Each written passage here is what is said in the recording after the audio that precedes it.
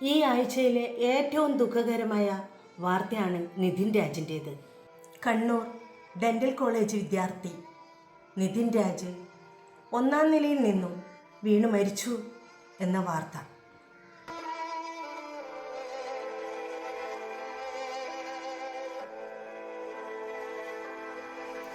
അധ്യാപകരുടെ ജാതി അധിക്ഷേപത്തെ തുടർന്നുള്ള ആത്മഹത്യയാണെന്ന് ആരോപണവുമുണ്ട്. അങ്ങനെയാണെങ്കിൽ അത് ആത്മഹത്യയല്ല, കൊലപാതകമാണെന്ന് പറയേണ്ടി വരും.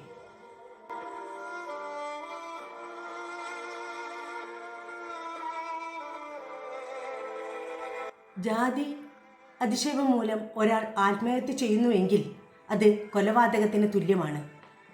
ജാതി വിരോധം അവസാനിക്കാത്ത സമൂഹം അവനെ കൊല ചെയ്തിരിക്കുന്നു. സംഭവവുമായി ബന്ധപ്പെട്ട് അധ്യാപകരായ ഡോക്ടർ റാം, ഡോക്ടർ സംഗീത എന്നിവർക്കെതിരെ നടപടിയെടുത്തിട്ടുണ്ട്.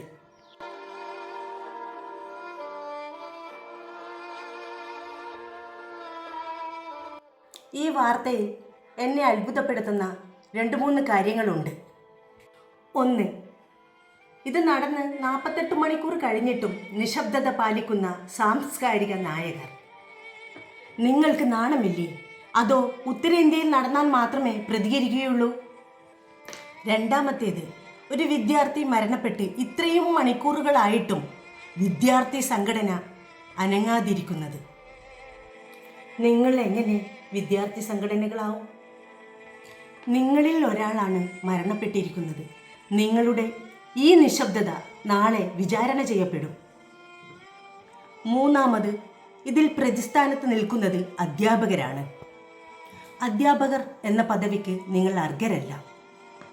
ആ ബഹുമാനത്തിനും അന്തസ്സിനും നിങ്ങൾ അർഹരല്ല. മനസ്സിൽ നിന്നും ഇരുട്ടിനെ അകറ്റുന്നവനാണ് ഗുരു. പക്ഷേ ഈ ഗുരുക്കന്മാരുടെ മനസ്സിൽ മുഴുവൻ ഇരുട്ടാണ്. ജാതിയുടെ പേരിലുള്ള ഈ ഇരുട്ടിന് മാപ്പില്ല. നിതിൻ രാജിൻ്റെ ഈ നഷ്ടം ഏറ്റവും അധികം ബാധിക്കുന്നത് പാവപ്പെട്ടവരായ മാതാപിതാക്കളെയാണ്.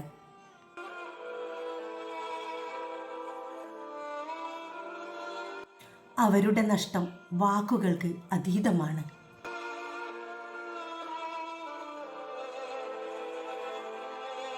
അവരുടെ ദുഃഖത്തിൽ പങ്കുചേരുന്നു.